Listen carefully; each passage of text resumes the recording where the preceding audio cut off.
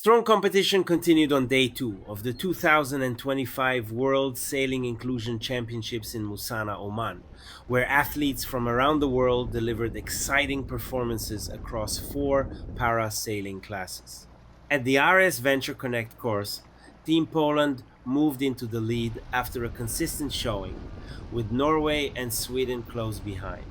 In the Hansa 303 fleet, Britain's Rory McKenna extended his dominance, while Japan's Takumi Niwa and Portugal's João Pinto held their positions near the top. Great Britain Keep going also right, keep maintained going right. control in the ILCA 6 class for athletes with intellectual impairments, where Hey, Murray cool. MacDonald What's that? secured another day in first place.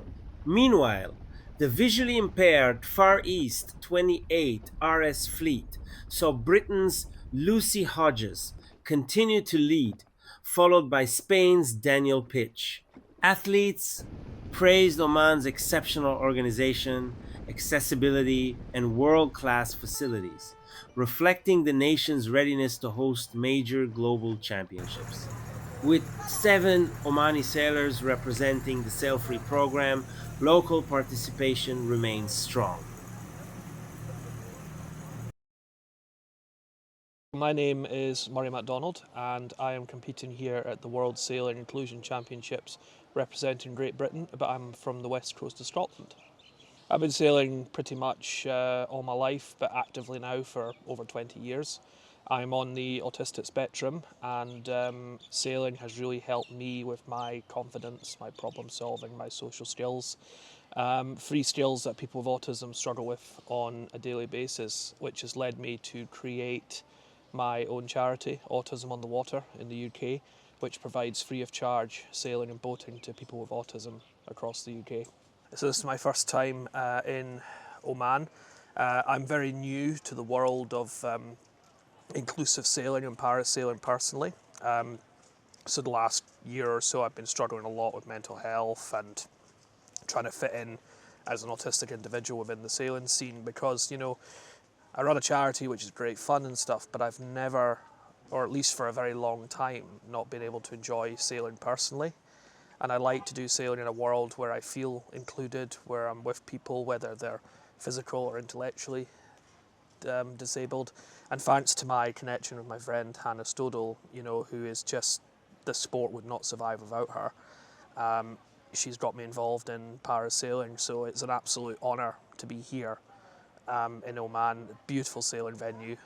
The organisation has been fantastic. The racing has been brilliant. And it's been a challenge racing in the ILCA class. I've not raced in ILCA for 15, 20 years, so it was a big challenge to get back on that again. But to win 3 races in a row, followed by a third so far, is pretty amazing. And it's also great to see the teams from Hong Kong and Dubai who are in the class with me. They've never stepped foot on an ILCA before, ever. And these guys have really been sailing, and they've created a bit of competition, especially after today with my third place. So it's all to play for. Today was tough going. It was very light. It was a bit of a sea state. I thought the race organisers did a great job to get in 2 races for us, and it was really tough competition. I think there was a lot of people thinking Murray's going to walk away with this, but no.